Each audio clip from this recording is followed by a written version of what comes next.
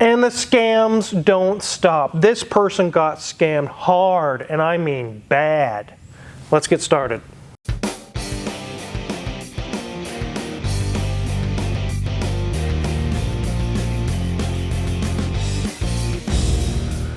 This is a 2000 Dodge Dakota RT with the 5.9, although now that's been painted and custom modified some things, a lot of the RT-ness is kind of missing out of it.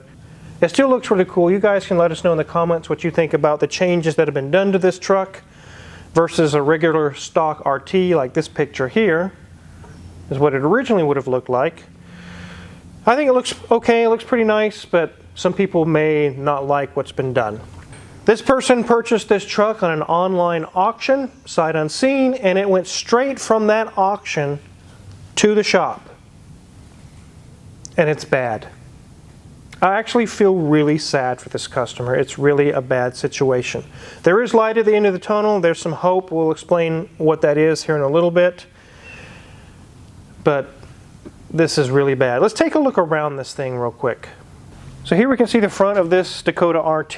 The grille has been painted to match the body. It has aftermarket headlamps, which at first glance they look good. But one thing I'm not liking is that I can put my entire fingers through there. The gaps are, something's not right there. We can see the Mopar symbol there on the hood. It's got some fractured carbon look to it, or a carbon fiber look. Also the tailgate does too. When we get around you'll see that. We can see that the wheels are black. I'm not sure if they've been powder coated or painted or whatever, but they are now black. And beside that we can see the RT decal on the side. You can tell the whole truck has been repainted, even the tonneau cover or the bed. It kind of looks like a June bug, Mrs. Wizard. What color do you think it is? Oh, this is so like emerald green from the Wizard of Oz. From the Wizard of Oz, huh? We can see here it has a decal for Midwest Muscle, MWM. We can see on top of the tonneau cover it has like double key locks. An actual key can go into it. And then on the tailgate we see more of the fractured carbon fiber look and some smoke tail lamps. It also has the rolled bumper on it that's also been painted body color. And you can tell that it's been lowered and it has exhaust coming out in front of the rear right wheel. But pretty much it's obviously not been dented or beat up, it's freshly painted. So everything looks pretty good that way. Thinking of scams, you guys know I spend a lot of time making sure the cars we work on here are fixed properly and are safe to drive. I never want anyone to be taken advantage of anywhere in their life. Well, I can keep you safe on the road. I can't while you're online. I hate how there are people in the world today that do everything they can to steal your information, money, and identity. Look what I found when I typed my name into a Google search. It lists the shop and my Instagram. I understand why people might want to know my real name. My mother did not name me Car or Wizard. But why do people need to know about my family? That's just what Google is showing. Imagine what darker websites would reveal. All your info is already out there. Home address, phone number, health records, even your family members. And that's why I value Aura, the sponsor of today's video. They protect the digital side of you. They show who's selling my info and automatically sends opt-out requests for me. Cleaning up my information has reduced the spam I get and protects me from hackers trying to get into my social media, bank accounts, and get other data. Aura also provides me and my family with antivirus, VPN, password management, parental controls, identity theft insurance, and more in one app. You might already use one or two of those services, but not having Aura is like having the top down on my Viper during a rainstorm. The nice thing about Aura is it never stops working for you. It's searching for spammers or scammers while you're dreaming about your dream car. You know I value my privacy and I value yours. Go to aura.com/carwizard to start your 2-week free trial. That link is also in the description below. Now we handled your digital protection, let's get back to this Dakota RT. So I really thought that ad would be really great for you guys. Definitely looking out for you guys. But I wish I could do more to look out for this person. Unfortunately, the synopsis is bad on this one. You guys know we don't work on race cars and race engines and race stuff. In fact, when you go get those things worked on at a race shop, how much warranty do you get on actual race engines and race stuff? 0. There's no such thing as warranty in the race world. But this doesn't have anything to do with warranty. We've never worked on this. I've never seen this truck in my life until today. But we are a general repair shop for Euro and exotics. We don't even have the tooling or a dyno or stuff to set up race tuning and race engines. And there's two things that really made my heart sink when I opened the hood. Number one, you'll find out when we open it here just now, and the second I'm going to show you after the interior review. Let's go ahead and get this hood open. One thing that's really weird, it's got this dangly little cable to unlatch the hood. It's kind of strange. But as we look down into the engine, we see that this is not a stock Magnum 5.9 that's in an RT. The more that I start looking around, the more race parts I started seeing. And I've actually found this has a custom intake, a race cam, race pistons. It's got racing headers. This engine has been tuned. This is definitely not in our wheelhouse. This is not what we do. That's not bad enough. It gets worse. This engine is trash. Whoever did this work did piss poor work. After Mrs. Wizard show you guys around the interior, I'll get Grimes out here and get some commentary. I know you guys love the Grimes action. When we were looking with the Teschlong, you guys get some Teschlong action today too, in the cylinders in this thing, Grimes said something that really made me laugh, but it's not funny. It's really not. Let's go ahead and look in the interior. Okay, ladies and gents, you can see there it says 138,284 miles. And a very simple classic Dakota background there for our gauge cluster. The dash is in really nice condition. Everything is nice, clean, looking fabulous. As we move over though, you'll see that he has added, well, the previous owner had installed a nice JVC stereo that looks like a little bit of a, nightclub going on there with all that color going on. As we move down, you'll see we have our cigarette lighter, which is missing, and our power outlet. You can also see way down there, you can see there is one hint that we have a tune on here. There's one adjustment down there. And let me move up to the top. Here you'll see we have a gauge for our air-fuel ratio. So definitely, a lot more controls up here that we're looking for than on the standard RT Dakota. So look at our passenger seat, you'll see that the previous owner did include a dust wand and an OBT2 scanner. Unfortunately, that's not going to help with the problem we have today. But the seat is in really nice condition, so is our door card. And on the passenger floor, which is in really excellent shape as well, we do see the original taillights. As you look at our very simple shelf seat back here, because it's a slightly extended cab, we can see that they have included a aftermarket catalytic converter and a Edelbrock air cleaner.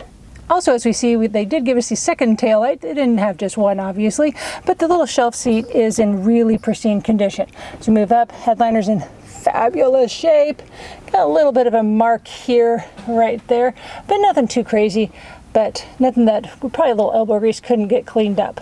As we get to our steering wheel, you'll see that they have added a custom Dodge cover to the steering wheel. And of course, we're not taking that off because it isn't our vehicle. So not sure if it's because there's blistering going on underneath or if they're just trying to protect what is already there. But love the lovely Ram symbol in the center of that steering wheel, and also our controls for our cruise control. So looking like it's in really good shape in here.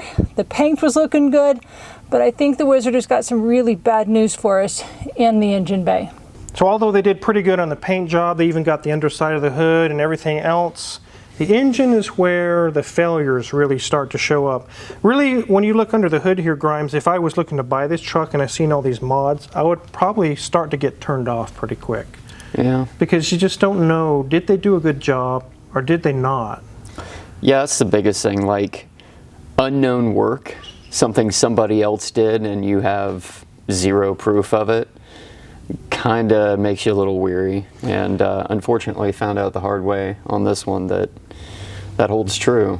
So the reason why it's here is it had some low compression on a couple of cylinders and it actually runs really rough, and actually got a compression test on this thing and verified.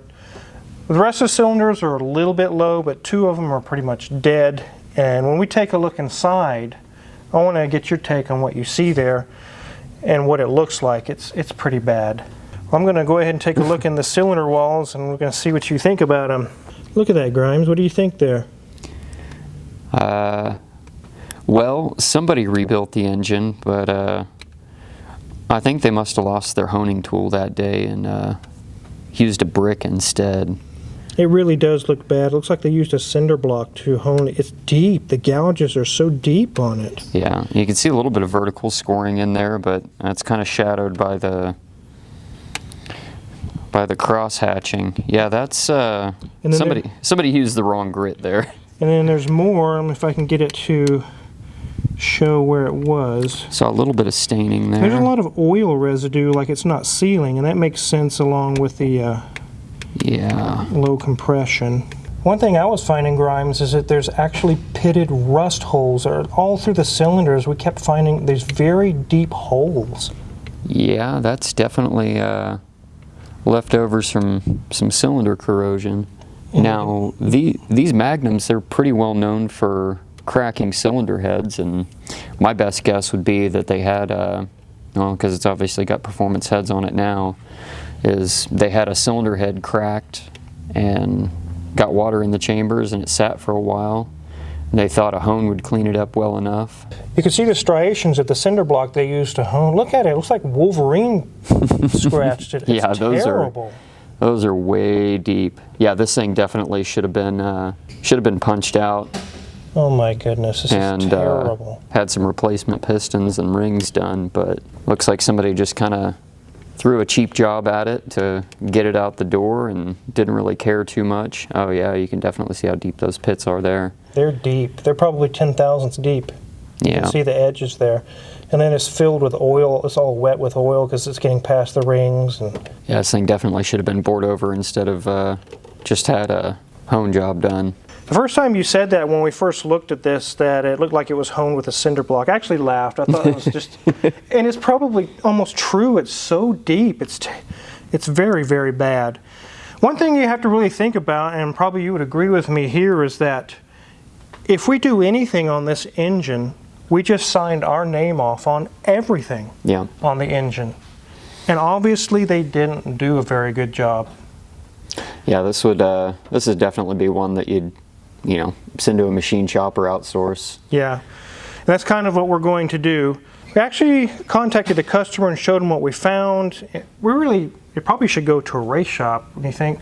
Somebody who can deal with all the race things about this and maybe bring it back or figure it out to make it work. But it is definitely going to need to be probably the whole engine. Yeah. I would estimate probably 8 to 10 grand. And yeah, if that corrosion's too deep, it may just end up either being overbore in a sleeve or a whole new short block. Yeah, and that's the thing is, like, people say just throw a block in it, but was that VQ action? No muffler Newtoning. Yeah, no muffler Newton, that's for sure. But the customer probably would want all these performance parts onto the reman, which adds time and will it all work together? Is it compatible with the bores? Are they the same on this?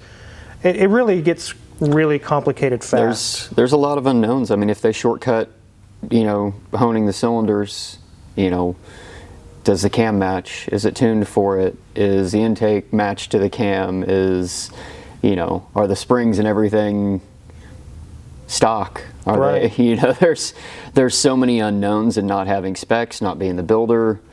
It's a huge can of worms. It is a giant can of worms that's going to cost a giant pile of cash to sort through.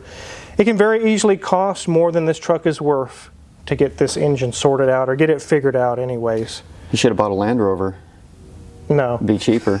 It might have actually been cheaper. Wow. Well, Crazy D in the office actually, at the request of the owner of this vehicle, found a performance shop in Wichita that are going to take it on. This is all they do. They work with this stuff all the time. They have all the tooling, they have the dyno, they have everything to get this thing right. And even that person agreed this isn't going to be a $2,000 endeavor, very likely 10 or more. That's kind of like what we thought. Yeah, I could see it. I mean, performance engine builds aren't cheap. No, you don't build a race engine for $2,500. It's not going to happen. Unfortunately, we're at a standstill. We're at a stop on this. The customer is actually going to come pick this up here pretty soon, or at least have it picked up and taken to the shop in Wichita and have it fixed and done right. The customer actually also wanted the suspension brought back to the way it was. He says it rides really rough. It's a little lower than a normal RT, isn't it? Yep. I haven't gotten to look at what suspension stuff is on it, but definitely lower. It doesn't make any sense for us to mess with it. Might as well let whoever's doing this take care of it. So. Yep. All right, well, I'll let you go back to break. I definitely wanted to get your commentary on that. I thought they might enjoy it. It's awesome. So just proves you can't really shortcut and get away with it for too long. No, it's really kind of sad. So, all right, well, thanks for giving us your thoughts on it. One thing to keep in mind with these auctions, no matter what company you use, it doesn't matter what brand or what company, this probably looked really beautiful and awesome on the auction. As far as looking at the pictures and going through it all, you're like, wow, that would be so fun to cruise in that thing. It's got good exhaust burble. It's good old RT Dakota. I like the RT Dakotas. But unfortunately, whoever was selling this, you know that they knew what's going on here. They're the ones that use the Acme brick or a cinder block to hone the cylinders out. They knew that. They knew it had low compression. They didn't say anything about it on the auction. So this customer is now stuck with it. As to going to the auction site and getting any kind of recourse, that'll be the owner's deal. I'm not involved. I didn't buy it, and I don't want to be involved. It's not my issue. But maybe there's something that can be done there. I'm not sure. This kind of reminds me, this scenario actually reminds me when I used to work at a shop probably 10 years ago, 15 years ago. We lived kind of out in the country, and the shop was a little bit out in the country. And the mentor, the teacher that has taught me so many things that I know today, he called this auction block honing. And he's seen it in tractors and farm equipment where something's been sitting and the cylinder walls are actually so rusty. They take real quick the cylinder head off, run a terrible bottle hone or a brick or who knows what, just to get the crust and rust off, get it to free up, spin, enough to get it across the auction block. That's kind of what I see here, an auction block hone. It's sad. I feel really bad for this customer. The customer's a very nice person. In fact, we have a lot of time into this, figuring out what's wrong. We probably have 2 to 3 hours into this, and I'm going to charge them $0. I'm not charging anything. The news is so depressing, even for me. I hate it for these people when they get scammed. This is a big scam. Thousands and thousands of dollars lost in this vehicle. Again, let us know what you think about this scenario and also the style of the truck in the comments. If you're curious what kind of tools we're going to work on any other vehicle in the shop or what we use to look at this one, check our Amazon affiliates link in the description below. If you purchase anything, we get a small cut and we really appreciate it. Make sure to check out Mrs. Wizard's Way. She's got some videos going on over there that are really good. And also hit the subscribe button here. We got many more cool videos coming. Thanks for watching.